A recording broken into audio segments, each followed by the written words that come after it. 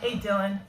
I'm going to give you the quick and dirty version of this because then I want you to explore it, these different postures and stretches, and figure out what works for you. Give me some feedback, and then we can fine tune it, and I can get you some more of what you need. But if you can do this group of postures and stretches for a good week, and let me know, do something, and it doesn't have to be a whole bunch. You can do 5 minutes a day. It's better than nothing. And then get back to me and see what's feeling good, what feels like it needs more work, what you have questions on, and then we'll fine tune and go from there.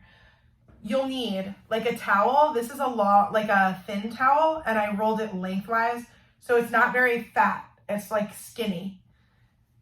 You'll need maybe a big blanket or a couple towels rolled together, so it's like fat, or you can use a couch cushion. You can use a pillow off your bed, but you want something kind of firm and larger.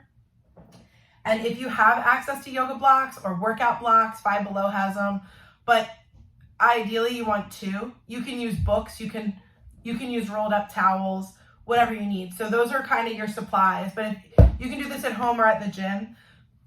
But I'm going to start you off some more restful stuff, because the amount of work that you're putting in and the focus and the training that you have, the more we can build in some rest for your body, the more flexibility you're going to have, especially through the shoulders, because if you are missing some range of motion in this direction or forward, or you're using too much of your upper traps and your pecs get really tight, you're going to lose some of your efficiency in your punches, and you're also going to be open to injury and submission faster in anything that brings this outward movement through your shoulders. So what I'm designing now is to build in some flexibility for you and some rest. So it might feel really frustrating because I'm going to ask you to slow down, and I know that you like to be at 100%, but the rest is just as important. And also for your mind, because your mind is going at 100 miles an hour too. You're putting in all the work, so your mind has to have a place to land and a safe place to go.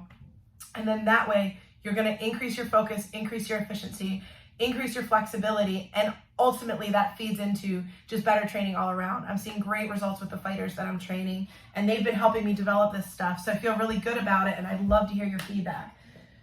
Step 1, you can do these two postures together. You'll take the fat blanket that you've rolled up, and you bring it underneath your lower back. So it comes like right above your butt. Your butt is on the ground, and then you're laying down the whole way. So the back of your head is still on the blanket. If it's not, bring a block or a pillow underneath your blanket. And you can use more than one blanket. You can make this taller if you're using a couch cushion. That can help too. And you're going to open your arms out, and you're going to keep your arms wide at shoulder height. You can come into a T shape like you're making cactus arms or field goals. You can support if your shoulders are really tight like mine are. Bring something underneath, like a blanket underneath your arms.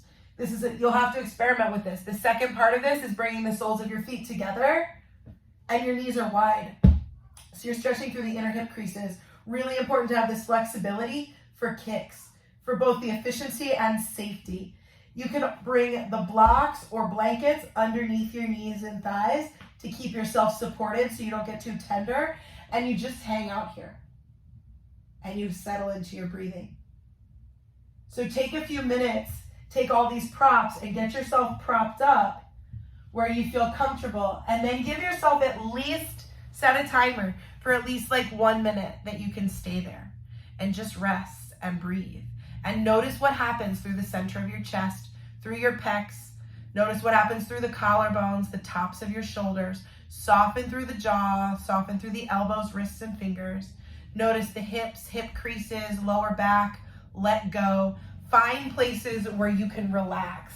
Notice where you might feel stuck. So once you're here, you might notice places that are really tense. And that's stuff you can bring up and tell me about. And then I can target more stretches specifically to keep you safe in those areas and build more efficiency in your training.